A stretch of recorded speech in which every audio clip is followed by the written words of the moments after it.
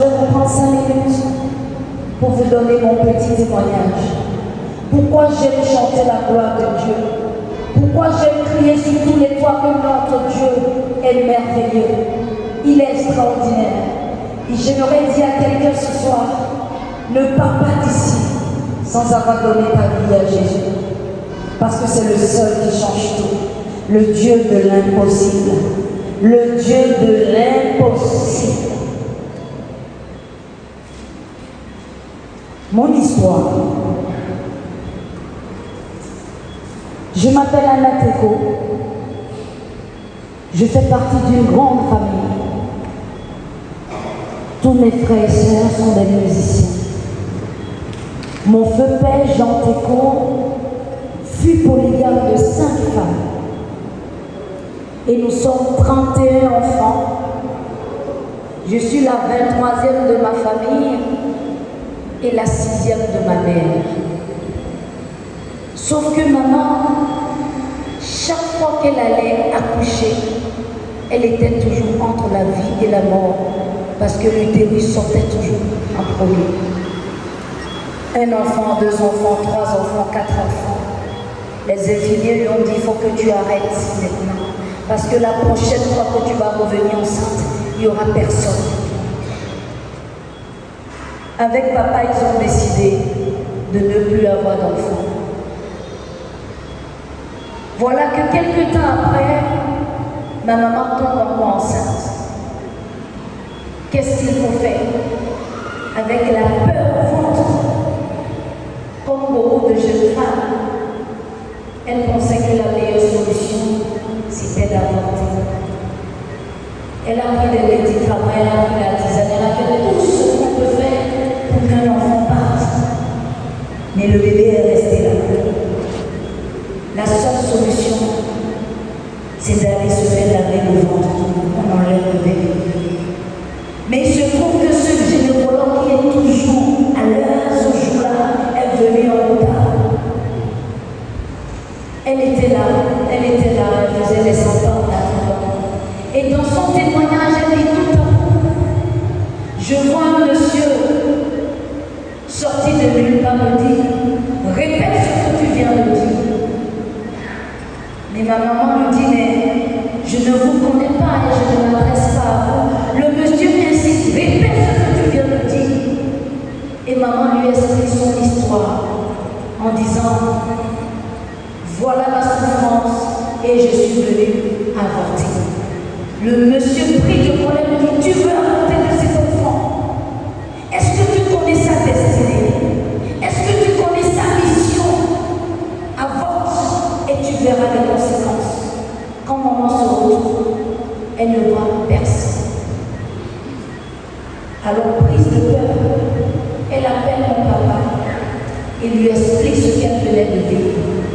Alors mon papa lui a dit, s'il en est ainsi, laissons venir au monde l'enfant et ce à quoi elle est destinée, on le verra.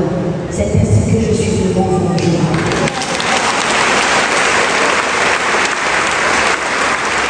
Sauf que 20 ans après, je venais d'obtenir une bourse. Je venais de sortir mon tout premier album et je devais partir en tournée. Ce dont rêve toute jeune fille africaine, partir en Europe. Et j'apprends que je suis enceinte. Enceinte en Afrique sans être mariée, c'est catastrophique. Le rejet, le mépris, les mauvaises paroles. Tu étais l'espoir de la famille. Tu as gâché ta vie. Tu as. Moi aussi, je pensais que la solution, c'était d'avorter. J'ai commencé à prendre des médicaments. J'ai pris tellement de médicaments, mais le bébé ne voulait pas partir. Je n'avais pas de lien avec ma maman. En Afrique, c'est difficile pour une jeune fille de s'asseoir, et je pense que c'est pareil aux Antilles. On n'a pas de dialogue entre les parents vraiment et les enfants. Parce que moi, on ne m'a jamais appris. Fais attention, fais ci, fais ça, comme beaucoup de jeunes filles. Alors je suis avec moi, ma maman, pour la première fois. Je dis, tu sais maman, j'ai qui est enceinte. Elle m'a dit non, c'est toi qui es enceinte. Il y a des choses qu'on ne peut pas cacher à la maman. Une mère ne se met jamais à genoux devant son enfant. Maman s'est mise à genoux en pleurant. Et c'est là que j'apprends mon histoire. Ma grand-mère, que je n'ai jamais connue, est décédée suite à un avortement. Ma maman a failli avorter ma grossesse. Et moi, à mon tour, j'ai failli aussi avorter. C'est ce qu'on appelle le lien générationnel. Il y a des familles qui ne comprennent pas. De génération en génération, ils sont des prostituées. De génération en génération, ils sont des alcooliques. Ils peuvent être riches, ils peuvent tout avoir, mais il y a quelque chose. Et si on ne brise pas ce lien spirituellement, tu peux faire tout ce que tu veux, ça ne marchera jamais. Il y a des femmes qui ne comprennent pas pourquoi elles ne peuvent pas rester auprès d'un homme. Elles passent tout le temps. Aujourd'hui, c'est 6 mois, c'est pas bon. C'est 1 an, c'est pas bon. J'ai envie de dire à une femme ce soir, peut-être que ton problème est lié au lien générationnel qu'il faut briser spirituellement. Il y a beaucoup d'hommes gigolos, ils ne peuvent pas rester avec une femme. Ils sont obligés. C'est un lien générationnel qu'il faut briser. Mais Dieu m'a fait grâce. Ma maman m'a dit ce jour-là, non, je sais comment tu es venu au monde. Si tu as peur de cet enfant, je suis prête à tout abandonner et m'occuper de ton enfant. Mais ne commets pas l'irréparable. Alors moi aussi j'ai dit, Seigneur, je ne veux pas avoir des enfants de pères différents. Si tu me donnes cet homme qui je suis tombée enceinte comme mari, je te promets de te donner ma vie. J'ai fait cette promesse à mon Dieu. Aujourd'hui, contrairement à ce que les gens prédisent sur ma vie, je suis mariée depuis 13 ans. Je suis maman de 5 enfants et cela ne m'a pas empêché d'accomplir, de continuer à accomplir mon ministère et c'est ce qui m'emmène devant vous aujourd'hui.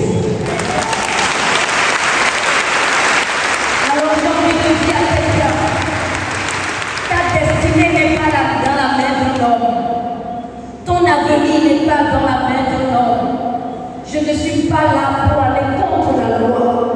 Aujourd'hui, toutes les lois sont votées. Je respecte la loi des hommes, mais j'ai envie de dire à eux seuls. Peut-être que tu es dans cette situation où l'homme que tu aimes te dit je ne veux pas d'enfant. Avorte-moi de cet enfant, sinon on n'est pas ensemble. J'aimerais que tu expérimentes la puissance de Dieu comme je l'ai faite. Dieu est capable. Il y a tellement de gens qui dépensent des millions pour avoir un enfant. Il y a tellement de gens qui se battent pour adopter un enfant. Alors si Dieu te fait la grâce d'avoir un enfant, il est capable aussi de pouvoir aux besoins de ses enfants.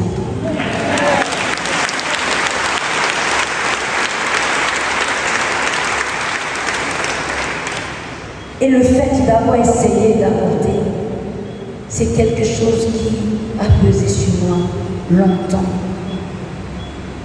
Parce que petit à petit, je commençais à lire la parole.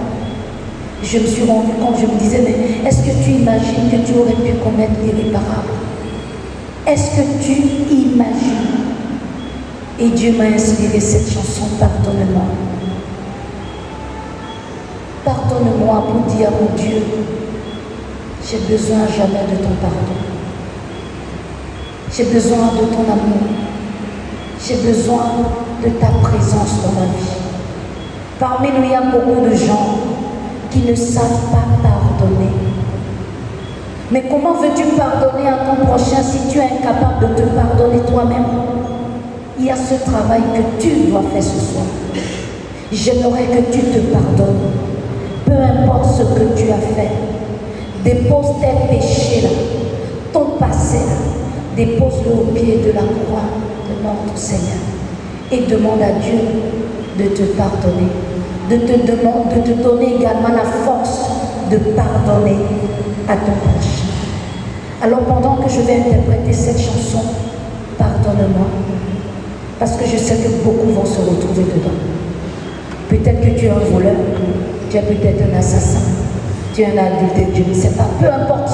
Nous avons tous quelque chose à nous faire pardonner devant Dieu. Personne n'est parfait, donc tu as quelque chose obligatoirement à te faire pardonner. C'est difficile de faire confiance aux hommes aujourd'hui.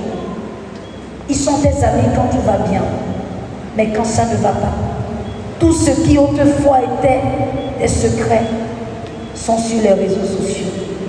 Alors moi, ce soir, j'aimerais te recommander l'ami fidèle. Celui-là, quand tu t'enfermes dans ta chambre, tu te vides, tu pleures, tu lui parles, tu lui exprimes ta souffrance et il ne gardera que pour lui. C'est notre Seigneur, Jésus-Christ. Je bénis le Seigneur parce qu'aujourd'hui, avec tous mes enfants, j'ai compris que j'avais encore de la place dans mon cœur pour donner de l'amour à d'autres enfants. Dieu m'a fait grâce. Aujourd'hui, j'ai un orphelinat. Aujourd'hui, j'ai une fondation qui s'occupe des femmes battues, les femmes de rue, les enfants de la rue. Et pour moi, c'est la plus grande chose que le Seigneur a pu accomplir dans ma vie. Pouvoir donner de mon temps et de mon amour à tous ces enfants. Pardonne-moi.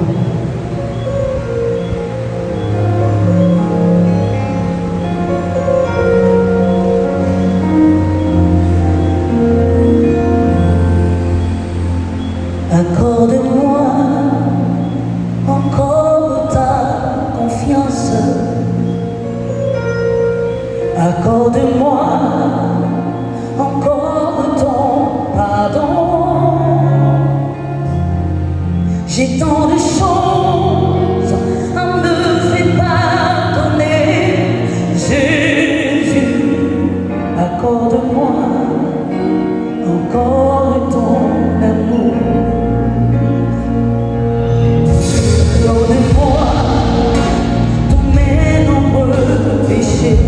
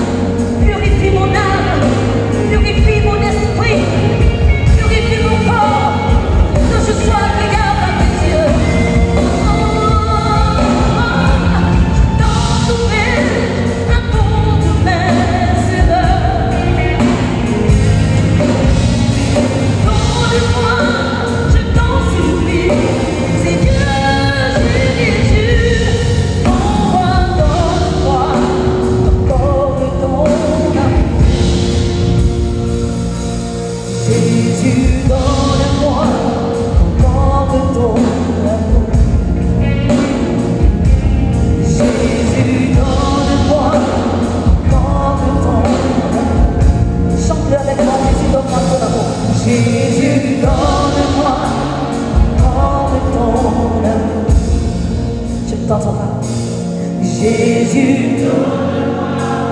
encore ton amour. Jésus, encore ton amour. Jésus, donne-moi encore ton amour. Jésus, donne-moi ton amour. Jésus, donne-moi ton amour. Jésus.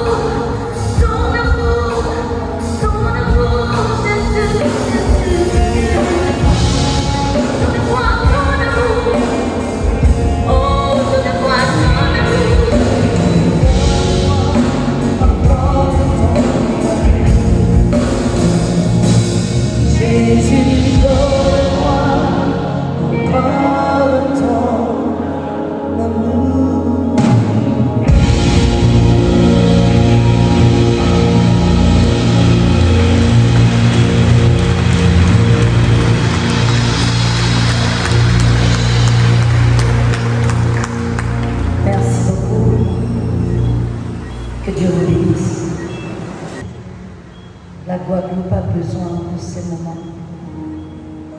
On ne peut pas parler d'adoration et ne pas écouter quelques minutes la parole.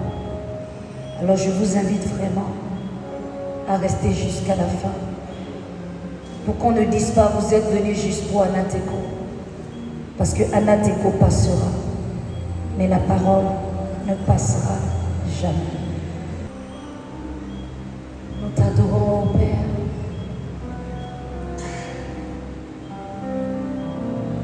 Nous t'adorons en esprit et en vérité. Tu habites nos louanges.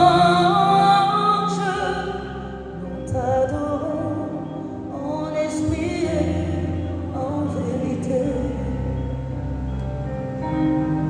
Nous t'adorons.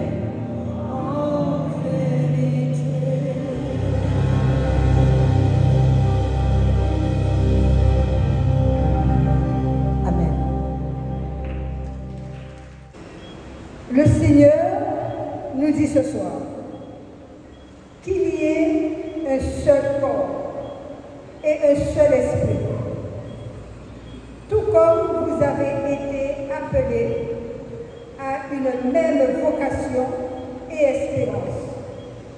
Un seul Seigneur, une seule foi, un seul baptême, un seul Dieu et Père de tous, qui est au-dessus de tout et qui fait tout en tous. Parole du Seigneur. La parole est tirée de Éphésiens 4, les versets 4 à 6. Je la proclame à vous. Éphésiens 4, les versets 4 à 6. Écoutons attentivement. Nous allons fermer les yeux pour accueillir la parole.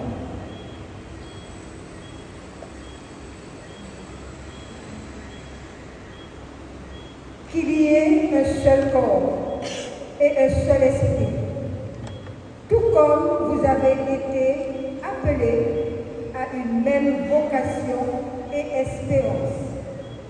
Un seul Seigneur, une seule foi, un seul baptême, un seul Dieu et Père de tous, qui est au-dessus de tout et qui fait tout en tous.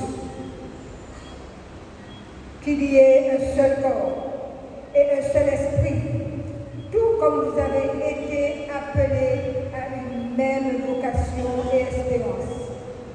Un seul Seigneur, une seule foi, un seul baptême, un seul Dieu et Père de tous, qui de tout et qui fait tout en tout. Parole du Seigneur.